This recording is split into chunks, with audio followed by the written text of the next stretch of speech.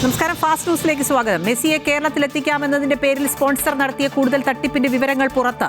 Sponsor വൻതോതിൽ ധനസമാഹരണം നടത്തിയതായാണ് GST വകുപ്പിന്റെ കണ്ടെത്തൽ. പുറത്തുള്ള 2 സ്ഥാപനങ്ങളിൽ നിന്ന് സമാഹരിച്ച തുകയാണ് സ്പോൺസർ കൈമാറിയതെന്നും GST അന്വേഷണത്തിൽ വ്യക്തമായി. സംസ്ഥാനത്തെ പുതിയ ജില്ലയായി മൂവാറ്റുപുഴ പരിഗണനയിലെന്ന് മുഖ്യമന്ത്രി VD സതീശൻ. ഡീലിമിറ്റേഷനായി കമ്മീഷൻ ഉടൻ ഉണ്ടാകുമെന്ന് മുഖ്യമന്ത്രി. മൂവാറ്റുപുഴ നഗരസഭയുടെ ആഭിമുഖ്യത്തിൽ സംഘടിപ്പിച്ച ത്രിവേണി ഓണം ആഘോഷം ഉദ്ഘാടനം ചെയ്യുകയായിരുന്നു മുഖ്യമന്ത്രി. മലപ്പുറം വിഭജിച്ച് പുതിയ ജില്ല രൂപീകരിക്കണമെന്ന ആവശ്യം നിലനിൽക്കുമ്പോഴാണ് മുഖ്യമന്ത്രി മൂവാറ്റുപുഴയെ പരാമർശിച്ചത്. ED കേസിലെ പ്രതികൾ തിരുവനന്തപുരം മ്യൂസിയം പോലീസ് സ്റ്റേഷനിലെ ഓണാഘോഷ പരിപാടിയിൽ റീൽസ് ചിത്രീകരിച്ചതിൽ ഉദ്യോഗസ്ഥർക്ക് ഗുരുതര വീഴ്ച സംഭവിച്ചതായി സ്പെഷ്യൽ ബ്രാഞ്ച് അന്വേഷണ റിപ്പോർട്ട്. പോലീസ് ഒത്താശ ചെയ്തോ എന്നതിൽ വിശദമായ അന്വേഷണം വേണമെന്നും റിപ്പോർട്ടിൽ നിർദ്ദേശം. ഒരേ കളർ ഷർട്ട് ധരിച്ചതിൽ പോലീസിന് അറിവില്ലെന്നും റിപ്പോർട്ടിൽ പറയുന്നു. കമ്മീഷണർക്ക് സമർപ്പിച്ച റിപ്പോർട്ട് നടപടികൾക്കായി IGക്ക് കൈമാറും.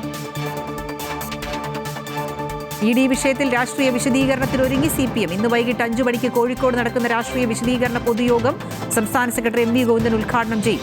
CPM ജില്ലാ സെക്രട്ടേറിയറ്റ് അംഗം P നിഖിലിന്റെ വീട്ടിലും ഫ്ളാറ്റിലും അടക്കം ED പരിശോധന നടത്തിയതിന്റെ അടിസ്ഥാനത്തിലാണ് രാഷ്ട്രീയ വിശദീകരണ പൊതുയോഗം നടത്തുന്നത്.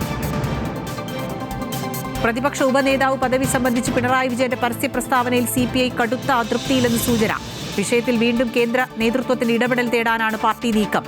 സഭയിൽ പ്രത്യേക ബ്ലോക്കായിരിക്കണമെന്ന അഭിപ്രായവും ഉയരുന്നുണ്ട്. പാലക്കാട് റെയിൽവേ വിഭജന നടപടിയിൽ പ്രതിഷേധം ശക്തമാക്കാനൊരുങ്ങി UDF MPമാർ. തിരുവോണ ദിനത്തിൽ പാലക്കാട് DRM ഓഫീസിന് മുന്നിൽ രാവിലെ മുതൽ വൈകിട്ട് വരെ MPമാർ ഉപവാസ സമരം നടത്തും. വിഷയത്തിൽ കേരളത്തിലെ BJP നിലപാട് വ്യക്തമാക്കണമെന്ന് MPമാരായ IT മുഹമ്മദ് ബഷീറും MK രാഘവനും. ഒഡീഷ തീരത്തിന് സമീപം ബംഗാൾ ഉൾക്കടലിൽ പാനമ പതാക വഹിക്കുന്ന ചരക്ക് കപ്പൽ മുങ്ങി. സിംഗപ്പൂരിലേക്ക് ഇരുമ്പയിര് കയറ്റി പുറപ്പെട്ട MV ഓഷ്യൻ വിന്നർ എന്ന കപ്പലാണ് അപകടത്തിൽപ്പെട്ടത്. കപ്പലിലുണ്ടായിരുന്നത് 20 ചൈനീസ് പൗരന്മാർ ഉൾപ്പെടെ 24 ജീവനക്കാർ. 2 പേരെ രക്ഷപ്പെടുത്തിയതായി റിപ്പോർട്ട്. ബംഗളൂരുവിൽ നിന്ന് കേരളത്തിലേക്ക് MDMA കയറ്റിവിടുന്ന സംഘത്തിലെ മുഖ്യ സൂത്രധാരനെ പിടികൂടി പോലീസ്. ഗുരുവായൂർ സ്വദേശി റിയാസ് എന്ന കല്ല റിയാസാണ് UPയിൽ നിന്നും തൃശൂർ ഡാൻസർ സംഘത്തിന്റെ പിടിയിലായത്. ഇയാളെ കേരളത്തിലേക്ക് എത്തിച്ചു. BJPയിൽ നിന്നും രാജിവെച്ച നടൻ ദേവൻ TVKയിൽ ചേരും. TVK നേതാവ് സതീഷുമായുള്ള കൂടിക്കാഴ്ചയെ തുടർന്നാണ് തീരുമാനം. സെപ്റ്റംബർ 10 മുഖ്യമന്ത്രിയും TVK അധ്യക്ഷനുമായ ജോസഫ് വിജയുമായി കൂടിക്കാഴ്ച നടത്തും. ഇതിനുശേഷം പ്രഖ്യാപനം ഉണ്ടാകും.